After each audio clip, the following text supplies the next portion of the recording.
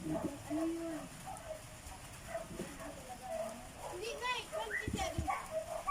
27 na? Ang pasok eh. 27 lang. 30 lang.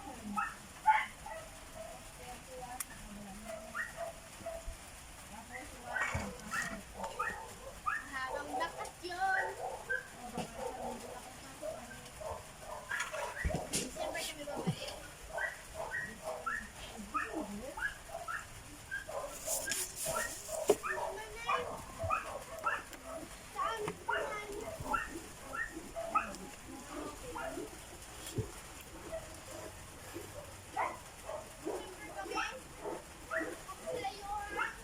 December kami babalik.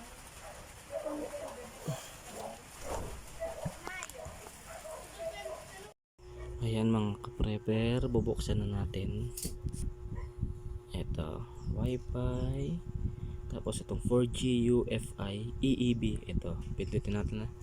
Tapos ipasok natin yung password. Ang password niyang nakalagay sa user manual ay 123 4567890. Sabay connect. Yan mga ka-prepper, connected na tayo. Tingnan natin kung mabubuksan natin ito sa Chrome. Enter lang natin itong 192.168. ito, yan, 100.1. yan, enter lang natin yan. Tapos maghintay lang tayo, medyo mahina ang signal.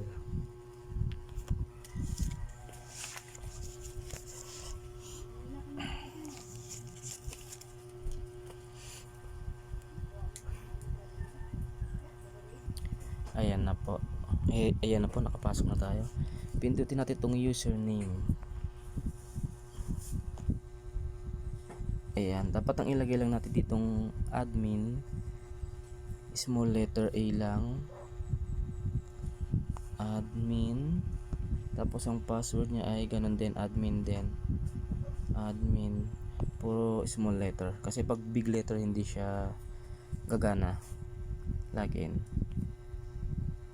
Ayan na po, nakapasok na tayo. Ayan, subukan naman nating manood sa YouTube kung gumagana talaga siya.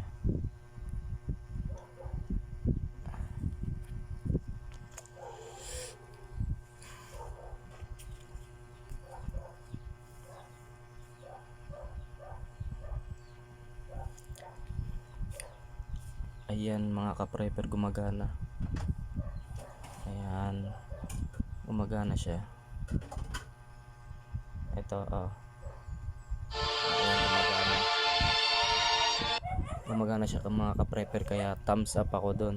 At saka malaking tulong din sa ating mga prepper yun, dahil hindi na natin kailangang ng modem na isasaksak mo sa 220. Yun, isaksak na lang natin sa USB ng ating mga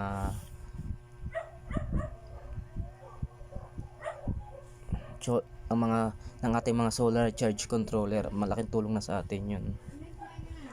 Ayan lang muna mga ka-prepper. Salamat.